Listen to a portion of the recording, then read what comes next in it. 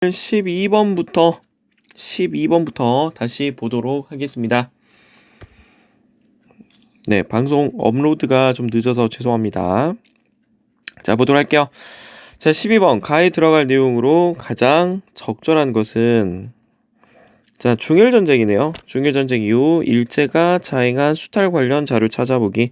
자, 중일전쟁은 1937년부터 45년까지 진행되는 중국과 일본 간의 전쟁을 이야기를 합니다. 자, 먼저 공출이라고 하는 키워드가 나와 있고요. 징병이라고 하는 용어가 나와 있고, 문제는 쉽네요. 징용이 동원된 한국인 명부가 되겠네요. 일단 이 시기는 여러분들 민족 말살통치 시기라고 할 수가 있겠죠. 민족 말살통치. 자, 이거에 관련된 내용을 좀 간단하게 설명을 드리도록 하겠습니다.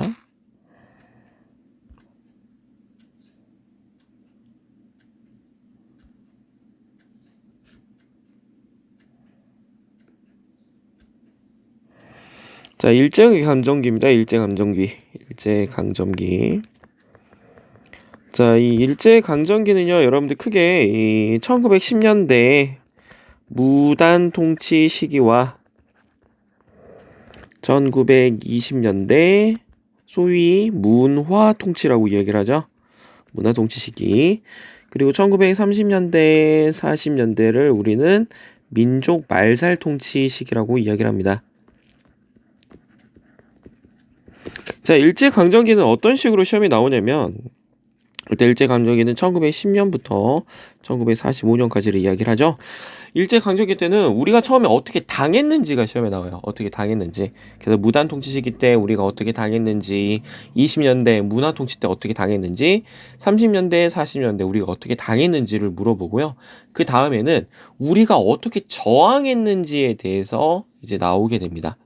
그래서 항일 무장 투쟁은 어떻게 됐는지, 그러니까 무력 투쟁, 그리고 이제 그 민족주의자들을 중심으로 한 실력 양성 운동이라는 게 진행이 돼요.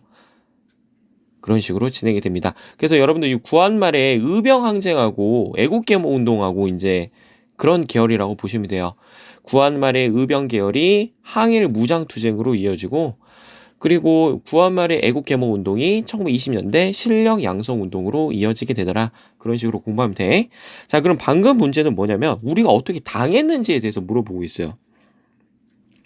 자, 그러면 일제가 왜 무단 통치를 했고, 왜 20년대 문화 통치를 했고, 30년대, 40년대 문화 통치를, 민족 말살 통치를 했는지 살펴봐야 돼. 자, 일단 무단 통치예요. 자, 무단 통치 같은 경우에 여러분들 이제 그 무력할 때 무자를 쓰게 됩니다. 자, 일본이 1910년 8월 29일에 이제 이 한국을 이제 그 대한제국을 식민지로 만들게 되죠.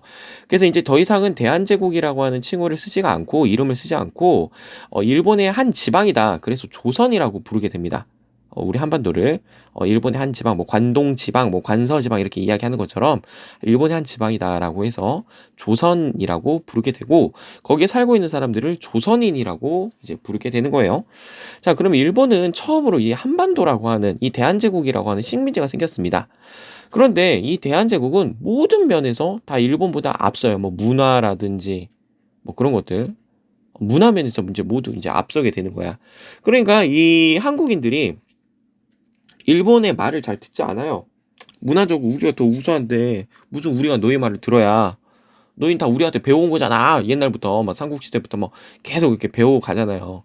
그러니까 말을 안 듣는단 말이야.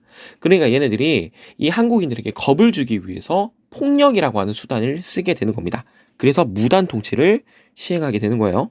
자, 무단 통치하면은 이제 좀 공포 분위기를 줘야 되잖아. 그래서 태형령이란 걸 써요. 태형령. 조선 태형령이라고 이야기를 합니다. 이 태형령 같은 경우는 때리는 거예요. 그 곤장 때리는 거. 하고 이제 사지를 묶어놓고 이제 때리는 겁니다. 근데 이 문제는 이 태형이 조선인에게만 해당이 된다는 거야. 자, 그리고 교원들 있죠? 선생님들. 이 교원들이 제복을 입고, 경찰 제복을 입고 칼을 차고 다녀요. 이 학생들이 얼마나 무섭겠습니까? 막 선생님들이 막 이렇게 울고 막 떠들고 그러고 있으면은 어디 새끼들이 그러면서 막 칼을 휙휙휙 이렇게 칼 소리 딱 내버리면 무섭잖아요. 그래서 어렸을 때부터 일본인이 무섭다라고 하는 그런 인식을 심어주게 되는 거야. 오케이? 자, 그런데 이런 무단 통치, 즉 일본은 이 폭력이라고 하는 수단을 통해서 한국인들을 굴복시킬 수 있을 거라는 생각을 했어요. 근데 그것이 경기도 오산이었던 거야. 자, 그 이유가 뭐였습니까? 3.1운동이죠. 그렇게 폭력으로 찍어 눌렀음에도 불구하고 한국 사람들은 저항하더란 말이야. 저항해. 3.1운동이라고 하는 방법으로. 그러니까 일본인들이 생각을 하는 겁니다. 아, 이 폭력으로는 이 조선인들, 한국인들을 누를 수가 없겠구나. 그래서 선택한 방법이 소위 문화통치라고 이야기를 하는 거예요. 이 문화통치의 실상은 민족 분열 정치입니다. 민족 분열 통치. 그러니까 이 전에는 조선인데 왜 안 쓰지? 조선인을 말고 한국인을 합시다. 한국인데 일본인의 구도였다면, 자, 이 문화 통치 같은 경우에는 이제 한국인 대 한국인으로 싸우게끔 하는 거예요. 무슨 말이냐? 이 중에 한 한국인은 친일파라는 거죠. 좀 문화 통치라고 하는 거는 이전의 무단 통치와 다르게 좀 정책들을 풀어줍니다. 좀 풀어주는 그런 모습을 보여가지고 이제 그 한국인들이 이제 생각을 하게끔 하는 거죠. 생각보다 일본 애들이 괜찮은 애들이네. 쟤들을 한번 따라다녀 볼까? 이런 식으로 해서 이 한국인들을 분열시키는 거야. 그런 정치를 했었던 것이 문화 통치다. 그래서 좀 풀어주는 거, 뭐 언론 자유, 언론, 집회 결사의 자유를 뭐 부분적으로 허용한다든지, 아니면 한국인들에게 뭐 교육의 기회를 확대한다든지, 그 다음에 뭐 아까 경찰이 뭐예요? 뭐 제복 입고 칼 쓰는 거 그거 뭐 폐지하고, 조선태양령 폐지하고, 뭔가 잘해주는 것 같지만 그 실상은 오히려 더 교묘하게 한국인을 더 통제하려고 했었던 것이 바로 문화 통치야.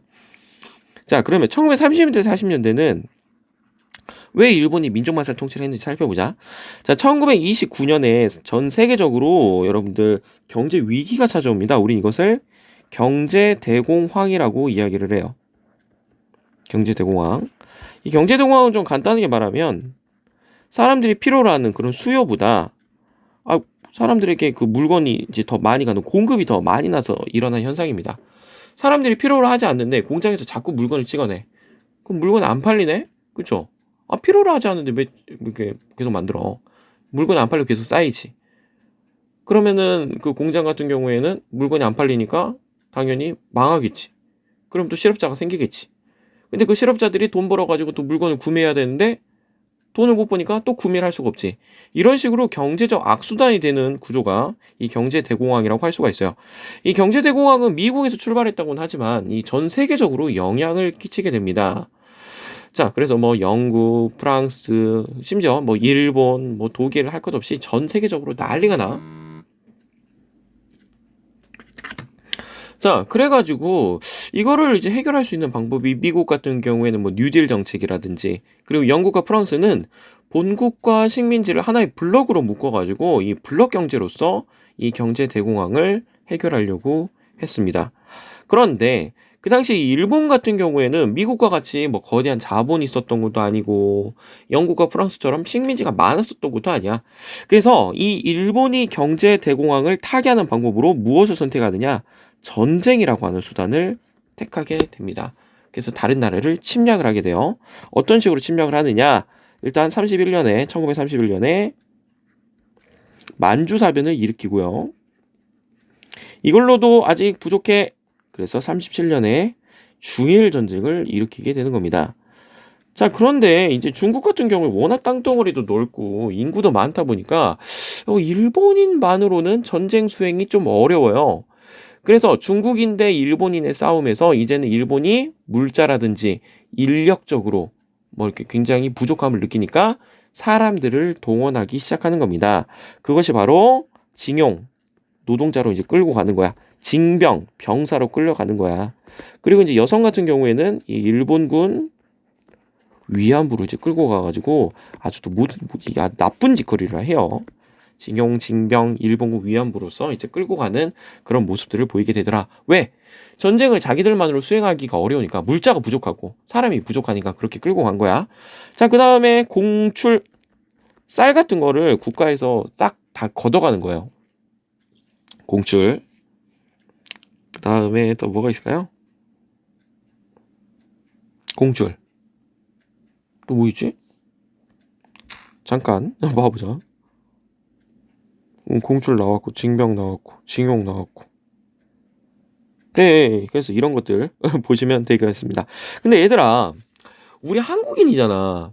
근데 일본 황제를 일왕을 위해서 싸우다 죽어라 그러면은 말 듣겠습니까? 정신적 개조를 해야 될 거 아니요. 세뇌를 시켜야 될 거 아닙니까? 그래서 저는 일본 일왕을 위해서 뭐 싸우다 죽겠습니다. 이런 식으로 자꾸 이제 사상 주입을 시키는 거야. 그것이 바로 황국신민서사. 저는 일본 제국의 충성스러운 신민입니다. 이런 식으로 계속 외우게끔 하는 거야. 그리고 궁성요배. 그 일왕이 있는 그 동쪽으로 맨날 아침마다 사이렌 웽 울리면은 인사하게끔 하고, 그리고 또 일본식으로 또 이름을 바꾸기도 해요. 이런 식으로 사상 교육을 했었던 시대가 민족 말살 통치다.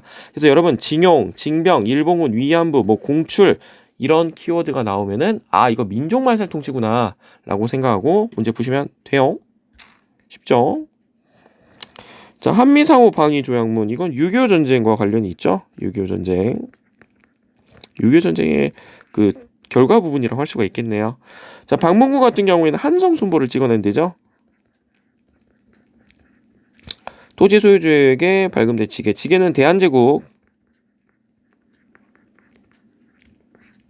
울산 장려운동 1920년대 실력 양성 운동의 일환이라고 볼 수가 있습니다. 우리 물건 우리가 만들어서 쓰자, 이런 거라고 할 수가 있어. 자, 다음 사건의 결과로 옳은 것은 99년들이 봉기를 일으켰네요. 그렇다고 합니다. 별기군을 가르치다 호르부터 죽을 당하다. 여러분, 일단 99년들이 나오면 무조건 이모군란입니다. 이모군란. 1882년이라고 할 수가 있어요. 자, 여러분들 이 이모군란이 시험에 나온다면 이 재물포 조약을 좀 많이 물어보거든요. 그래서 재물포 조약이라고 답을 골라내시면 되겠습니다. 자, 이것도 좀 필요하네요. 봅시다.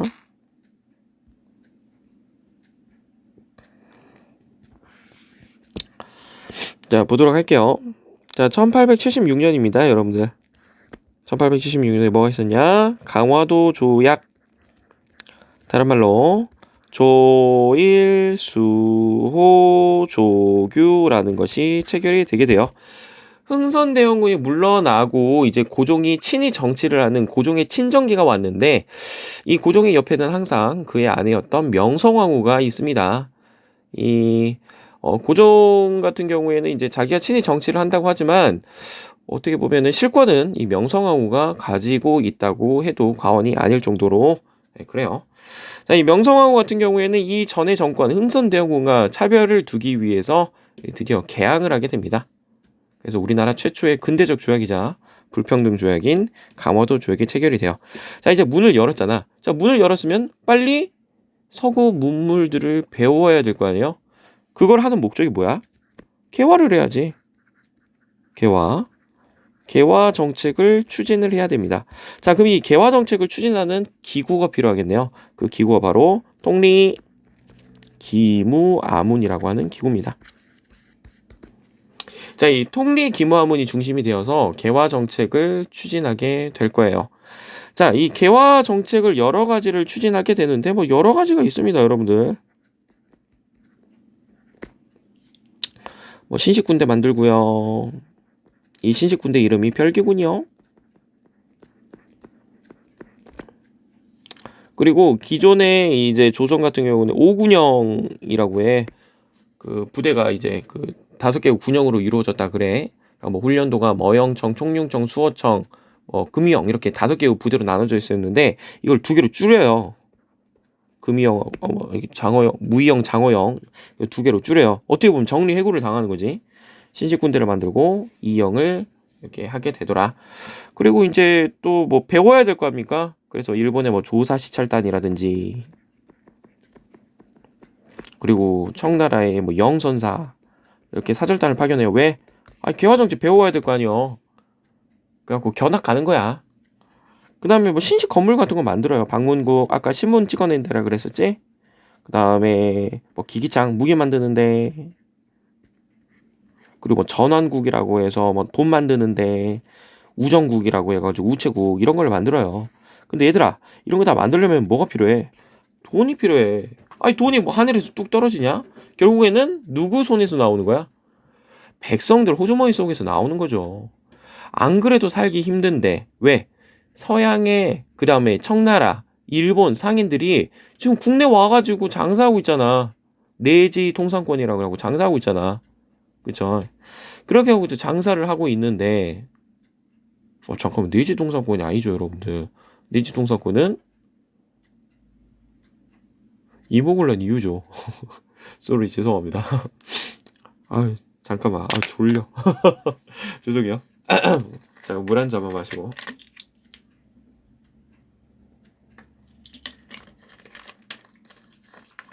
막 일본 상인이 막 쌀 같은 것만 사고 가고 막 면 제품 바꿔서 가고. 그러니까 외국 상인들이 자꾸 이제 막 국내에 막 물건도 들여와가지고 장사해서 안 그래도 살기 힘든데 이 개화 정책 추진한다고 이제 세금을 마구마구 걷어가는 거야. 그러니까 사람들이 이제 불만이 생기는 거죠. 아 이게 뭐야? 개화 정책 다 잘 먹고 잘 산다고 그래놓고 왜 우리 백성들의 삶은 더 핍박해지는 거냐, 더 힘들어지는 거냐 불만을 내세우게 되죠. 심지어 정리 해고를 당했어 99년들 같은 경우는. 그리고 일본인들이 자꾸 이제 쌀을 가져가니까 국내 쌀값도 이제 올라가게 되는 거야. 뭐가 국민들이 다 잘 사는 거냐. 그래서 사람들이 분노하게 돼요. 근데 그 분노한 사건에 이제 분노한 이 국민들, 이 백성들에게 기름을 부은 사건이 있었지. 99년들. 즉, 이 이영들이 이제 월급이 엄청나게 오랫동안 밀려 있었습니다. 그래가지고 빨리 이제 달라고 해도 맨날 나중에 줄게 이래놓은 식으로 이제 사람을 기다리게 하는 거예요. 그래갖고 결국에는 드디어 이제 월급을 준대. 그래갖고 월급을 받으러 갔는데 그 월급이 그 당시에 쌀로 줬거든요. 근데 쌀이 이상하게 가벼워. 뭐지? 그러고 이제 집에 가갖고 그 쌀을 열어보니까 이게 쌀이 아니라 이제 그 모래랑 그 다음에 그 쌀겨 이게 섞인 거예요. 사람들이 99인들이 분노하게 됩니다. 우리 그 사건을 이모군란이라고 이야기를 해요. 이모년에 군인들이 반란을 일으켰다라고 하는 거야. 자, 이 이모군란으로 인해서 이제 군인들이 이제 흥선대원군을 찾아갑니다. 자신의 정치적 지도자들이 되어 주십시오. 우리들의 99인들의 정치적 지도자가 돼 주십시오. 그리고 나서 곧바로 이제 왕을 찾아가죠. 이제 명성황후가 다 이 뒤에 배우다. 그래서 명성황후를 이제 찾으려고 하는데 이미 도망간 뒤요. 자, 이 도망간 이 명성황후는 누구에게 도움을 요청하느냐? 청에게 도움을 요청을 해요. 한편 이 99인들 같은 경우에는 일본 공사관을 쳐들어가가지고 일본인들을 이제 살해를 하는 겁니다. 너희들 때문이다 다. 하고 뭐 교관도 죽이고 그래요. 그래서 이 일본인들 어디까지 도망을 가냐면 제물포까지 도망을 가요. 제물포는 지금의 인천입니다. 제물포까지 도망을 가게 되더라. 자, 그런데 이 이모군란 같은 경우에는 아까 이 명성황후 청에게 도움을 요청했다고 하잖아. 그래서 청에 의해서 진압이 돼요.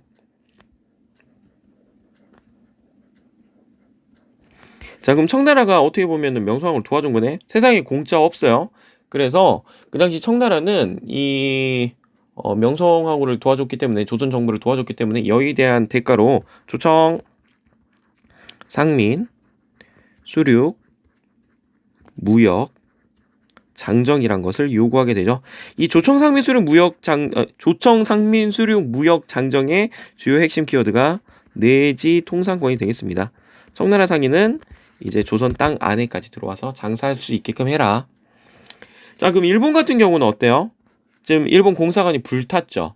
그 다음에 일본 사람이 죽었습니다. 그러니까 여기에 대한 피해를 이제 보상하라고 조선 정부에 이야기를 하게 되겠지. 그것이 바로 재물포 조약이야. 자, 이 재물포 조약의 핵심 내용은 일본 공사관에 군대가 주둔할 수 있다라고 하는 겁니다. 일본 애들 같은 경우는 생각이 좀 들겠죠. 야, 조선정부야, 우린 너희 믿고 그 영사관 그 파견하고 이렇게 그랬는데, 공사관 파견하고 그랬는데 너희가 못 지켜주네? 너희가 못 지켜주면 우리 스스로 지킬게. 그래서 이 이모군란 이후부터는 이 일본 공사관에 일본 부대가 주둔하게 되더라. 이렇게 보시면 될 것 같습니다. 그래서 답은 4번이 돼요. 만주사변 아까 1931년이라 그랬었지? 경제공황 때문에 홍경레은한 순원 순조 때 일어났던 거죠. 순조 때 뭐 때문에? 평안도 차별 때문에. 평안도 놈 이런 표현이 나오면 홍경레은하냐? 순조는 그 세조정 지시기 때고. 삼정 이정청은 여러분들 철종 때 뭐가 일어났었지? 임술, 농민, 봉기열. 임술, 농민, 봉기 같은 경우는 삼정의 문란, 전정, 군정, 황곡 이 세 가지가 문란에서 일어난 거잖아. 그래서 이 임술, 농민, 봉기를 이제 그 해결하고자 그 당시 그 박규수라고 하는 사람이 삼정의 문제를 고칠 수 있는 삼정 이정청을 건의했었죠. 헌병 경찰제도 여러분들 아까 전에 1910년대 무단 통치에 관련된 설명이라고 할 수가 있습니다. 자, 14번 보도록 할게요. 가하 민족운동의 영향으로 오른 것은 민족 자결주의, 민족 스스로 이제 결정해야 된다는 거야. 도쿄 유학생의 28 독립선언, 탑골공원. 아니 너무 쉽네요, 여러분들. 이거 3.1운동이잖아. 여러분들 이 3.1운동이 시험에 나온다면요, 두 가지 물어봅니다. 일본은 아까 무단 통치에서 뭐로 넘어간다? 문화 통치로 넘어간다. 그리고 이 3.1운동이 어떻게 보면은 이제 결론적으로 보면 실패했죠. 이 3.1운동은 제가 이제 실패란 말이 좀 조심스러운 게 결국엔 이 독립을 원해서 하는 거잖아. 독립을 원해서. 이 3.1운동을 이제 보고 나서 이제 많은 이제 민족 지도자들이 이제 생각을 하는 겁니다. 아, 이제 우리 한국 사람들이 일본으로부터 이 독립을 엄청나게 요구하고 있구나. 그런데 뭔가 좀 지도부가 있으면 좋겠다. 지도부가 있으면 뭔가 훨씬 더 효과적으로 그리고 좀 더 조직적으로 움직일 수 있는 거 아니야. 독립운동을. 그치? 그래서 그 지도부가 필요한다는 생각으로 대한민국 임시정부가 만들어져요.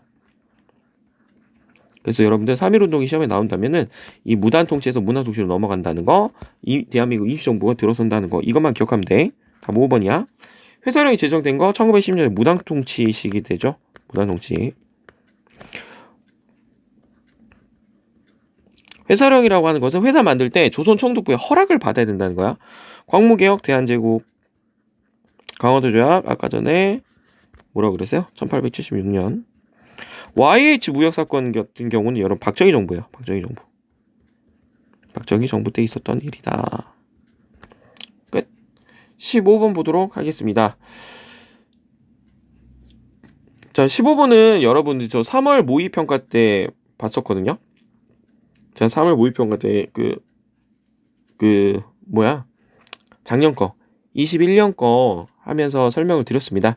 비타협적 민족주의 세력과 비타민 세력이라고 할게요. 비타협적 민족주의자들과 사회주의 세력이 손을 잡은 거를 여러분들 민족유일당 운동 또는 민족협동전선이라고 이야기를 합니다. 자, 이 비타민 세력과 사회주의가 나오면 이제 민족유일당 운동, 민족협동전선을 생각하면 돼. 근데 그 대표적인 단체가 신간이야. 신간이가 시험에 나오면은 무조건 광주학생 항일운동이에요. 이렇게 좀 외워주면 좋아요. 이 기회주의를 일체 부인한다. 이 기회주의자들이 바로 타협적 민족주의자들을 얘기해. 이광수 같은 인물이 가장 대표적이라고 할 수가 있겠죠. 이렇게 보시면 되고요. 자, 반민특위가 조직되었다. 이 반민특위 같은 경우는 여러분들 우리 이제 광복 이후에 이제 친일파들을 처벌하기 위해서 만들어진 조직이라고 할 수가 있습니다. 에치슨 선언 같은 경우에는 6.25 전쟁의 배경에 해경이 돼요. 자, 미국이 이제 극동 방위선이라는 걸 이제 끄어요. 그러니까 이제 그 나라의 위기에 처했을 때 미군이 여기까지 개입을 하겠다라는 선인데 이 에치슨 라인에서 이 남한과 대만이 제외가 됩니다. 그러니까 이제 김일성이 우리가 쳐들어가도 미국이 개입하지 않겠구나라는 그런 판단을 내리게 된 계기가 되죠. 자, 13도 창의군이 결성되었다. 이거는 여러분들 의병이죠. 을미의병, 을사의병, 정미의병과 관련된 설명이 되겠네요. 백두산 정계비 조선 숙종 때 있었던 이야기죠. 간도 지방과 관련이 있습니다. 끝.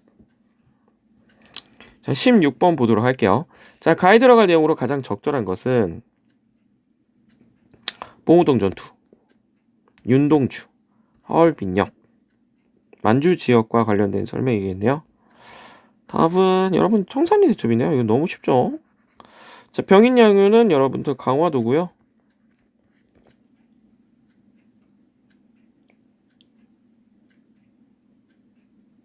청산리 대첩. 그러니까 이 청산리 대첩을 만주 쪽이라고 설명해야 되는데 만주 청산리에 있어요. 이렇게 하면 설명 안 되겠다. 잠깐만. 청산리를 뭐라고 설명해야 되지? 청산리가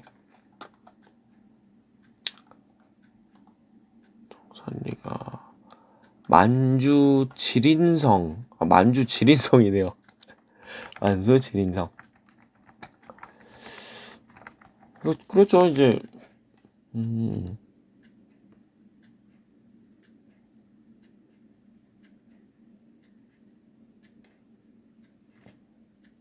네, 그렇게 하면 되겠네요. 네, 만주 지린성. 예, 만주 지방이에요. 자, 을사늑약 체결 장소. 여기가 그 덕수궁일 거야, 덕수궁.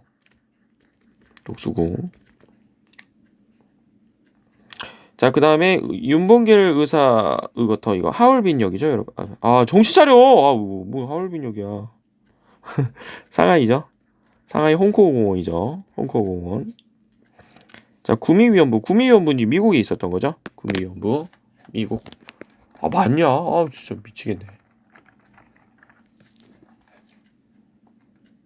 네, 외교 담당 기관이죠. 워싱턴이네요. 워싱턴. 그래서 답은 2번이다. 자, 17번 보도록 하겠습니다. 자, 미추홀 이 선거의 결과로 옳은 것은 자, 5월이래요. 이 선거에서 주요 정당의 의견을 조사한 자료 중 일부입니다. 두 정당은 유엔 소총의 결의에 따라 결정된 이 선거에 대해 다른 입장을 보였습니다. 50 총선거를 이야기하는 거죠? 이게 안 나오냐?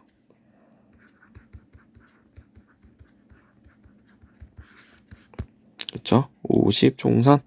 답은 재헌 국회가 구성되었다. 이렇게 할 수가 있겠네요. 여러분, 이 총선이라고 하는 거는 국회의원을 뽑는 거야. 국회의원.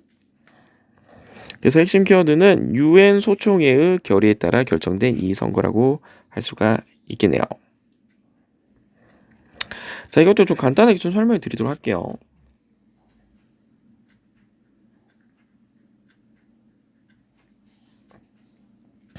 자, 모스크바 3국 외상회의라는 게 열립니다. 5번 보기에 나오네요. 이 외상이라고 하는 것은 외교부 장관들을 이야기하는 겁니다. 자, 모스크바에서 이제 그 미국과 영국과 이제 소련의 이제 외교부 장관들이 모여가지고 이제 회의를 합니다. 한반도 문제를 어떻게 처리해야 될 것인가. 여기서 세 가지를 결정하게 돼요. 먼저 이 대한민국, 그러니까 이 한반도에 민주주의 정부를 수립을 해야 되겠다. 임시 민주주의 정부를 수립하겠다. 그리고 미영 중소에 의한 최대 5년간 신탁 통치를 하겠다. 자, 그리고 이런 문제들을 이제 해결하기 위해서 미국과 소련의 미소 공동위원회를 개최하겠다라고 이야기를 하게 됩니다. 자, 그런데 이 미소 공동위원회는 총 2차례 걸치게 되는데 이제 그 여러 가지 협의 문제를 놓고 계속 결렬이 돼요. 그래서 이제 2차까지 결렬이 되니까 이 미국은 이 한반도 문제를 유엔에 넘기게 됩니다. 유엔이 이제 미국 같은 경우 유엔으로 넘기면 자기들한테 유리할 거라고 생각을 했거든. 자, 그리고 나서 이제 유엔 같은 경우는 다시 이제 소총회 쪽으로 이제 문제를 넘기게 돼요.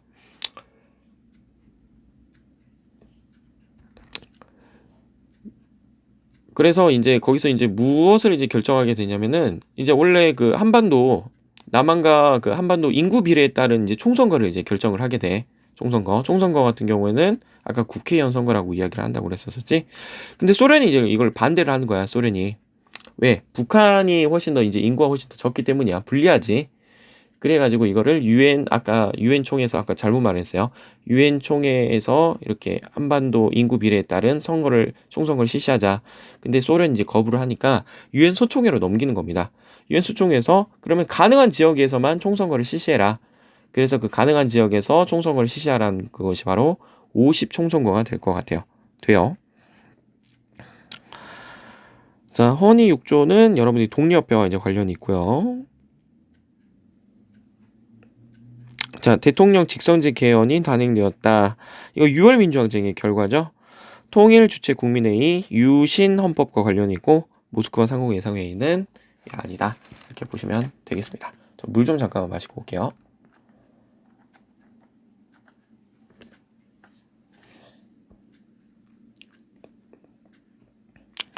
자, 18번 보도록 하겠습니다. 밑줄치임 활동으로 옳은 것은 노동자 이야기가 나왔네요. 평화시장의 재단사의 땡땡은 열악한 조건에서 근무하던 노동자의 권리를 찾기 위해 노력하였다. 노동자의 권리 향상을 위해서 노력한 이 사람 전태일입니다, 여러분들. 전태일. 자, 이 전태일 같은 경우는 근로기준법 준수를 요구했죠. 문제는 거의 뭐 국어 문제식으로 할 수가 있겠네. 자, 여러분들 이 박정희 정부 한번 보도록 할게요. 박정희 정부. 자, 박정희 정부의 핵심 용어는 경제개발 5개년 계획이에요. 자, 이 경제개발 5개년 계획이 이루어지기 위해서는 무엇을 유지해야 되느냐? 저임금 그리고 저고가 정책을 유지해야 됩니다. 자, 일단 우리나라 같은 경우에는 어떠한 뭐가 없죠, 여러분들. 뭐가 없어. 뭐 자원이 하나도 없어요. 그래서 결국에는 이 사람들을 동원해가지고 바깥에서 원료를 사와서 그거를 가공해가지고 다시 파는 방법으로 돈을 벌어야 된단 말이야. 자, 그러면 우리 같은 경우에는 어떤 식으로 다른 나라 상품에서 이제 우위를 좀 가져갈 수 있을까? 가격 경쟁력을 갖추는 거죠. 그런데 이제 원료 같은 경우에는 한정이 돼 있잖아. 어떻게 원료를 가격을 못 깎지? 그럼 손해보는데. 결국에는 인건비를 깎는 거야, 인건비. 그러려면 당연히 이제 월급을 좀만 줘야 되겠죠. 일은 많이 시키면서 월급은 좀만 주는 거야. 이게 바로 저임금이야. 그러면 이 저임금을 유지하기 위해서는 쌀값이 싸야 되겠지. 아니, 안 그래도 월급이 적은데 쌀까지 비싸면은 노동자들이 난리 날 거 아니에요. 그래서 저고가 정책을 같이 취하게 되는 겁니다. 자, 그러니까 노동자들은 노동자대로 힘들고 또 농민들은 또 농민대로 힘들고 그래서 이 저임금 때문에 이제 나타난 현상이 바로 이제 전태일. 그리고 이 저고가 정책으로 이제 사람들이 다 농촌을 떠나니까 이 사람들을 좀 위로하기 위해서 실시한 것이 새마을 운동이라고 생각하시면 돼요. 그래서 저임금 여기에 대한 그걸로 근로기준법 준수를 요구하였다. 전태일. 혁명운동은 여러분 1920년대 그 백정들이 차별하지 말아라 라고 하는 운동이에요. 화폐정리사업 1905년에 그 메가타라고 하는 사람이 실시한 거죠. 사회상 호언 조치 반발했다. 6월 민주항쟁과 관련된 거고 1차 경제개발계획 박정희 정부와 관련된 설명이라고 할 수가 있습니다. 자, 19번 보도록 할게요. 가민주화운동의 배경으로 가장 적절한 것은 여러분 시민군이라고 하는 키워드가 나오면 무조건 5.18입니다. 그렇지. 이 5.18 같은 경우는 이 신군부 비상계엄으로 확대되었다. 이게 배경이 될 수가 있어요. 한번 봅시다.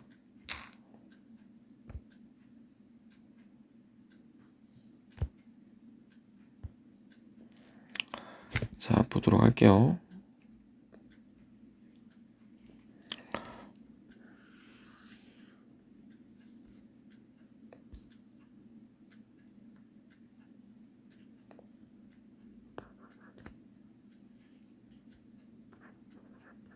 (1979년부터) 보도록 할게요. 자, 1979년에 무슨 일이 있었냐면 11.6 사태. 이 박정희 전 대통령이 이제 그 중앙정보부장이었던 김재규에 의해서 이제 사망한 사건이죠. 11.6 사태예요.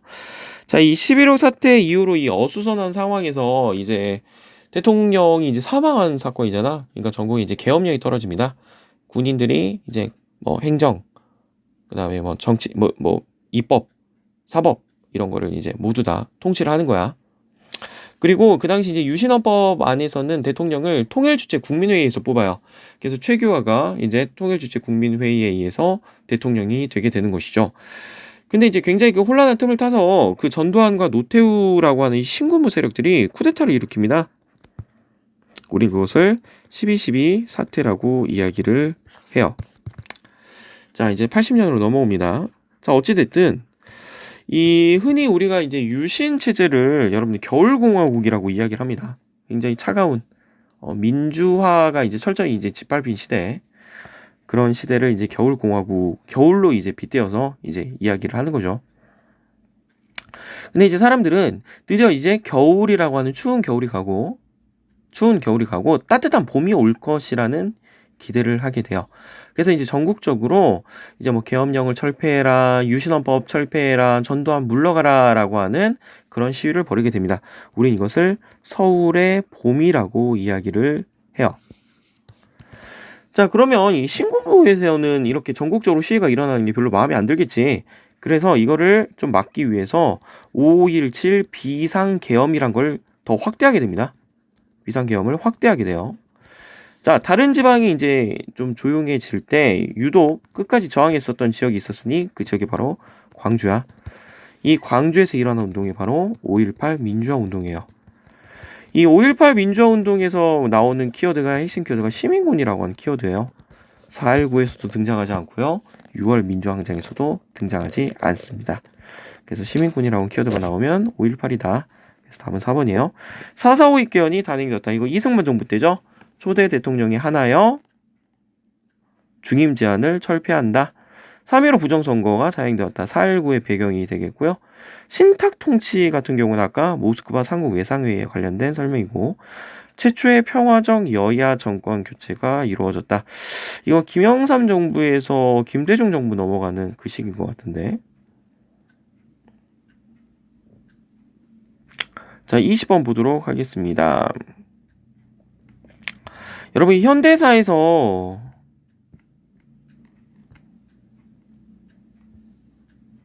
왜 이렇게 되지?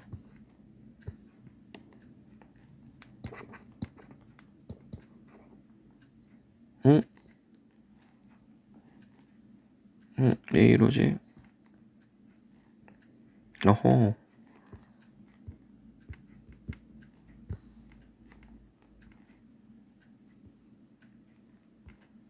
이러면 다 좋아지네요.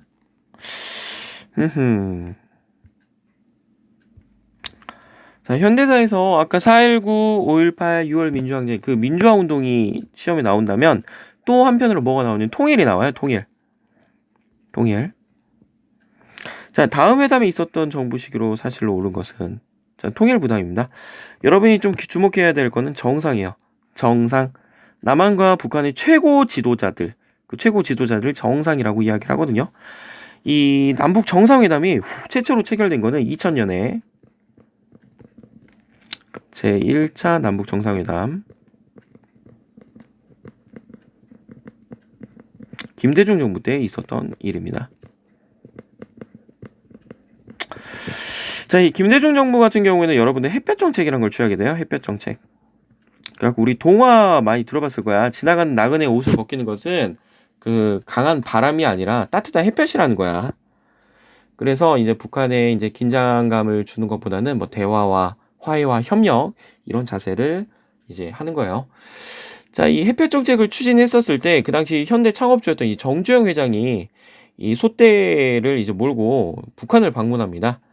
자, 이 사건을 계기로 이제 금강산 관광이 열리게 되었고, 이 금강산 관광으로 인해서 남한과 북한의 분위기가 좋아지자 이 김대중 이제 전 대통령 같은 경우는 북한에 이제 김정일을 만나가지고 이제 회담을 하게 되죠. 그게 바로 1차 남북 정상회담이라고 하는 거야.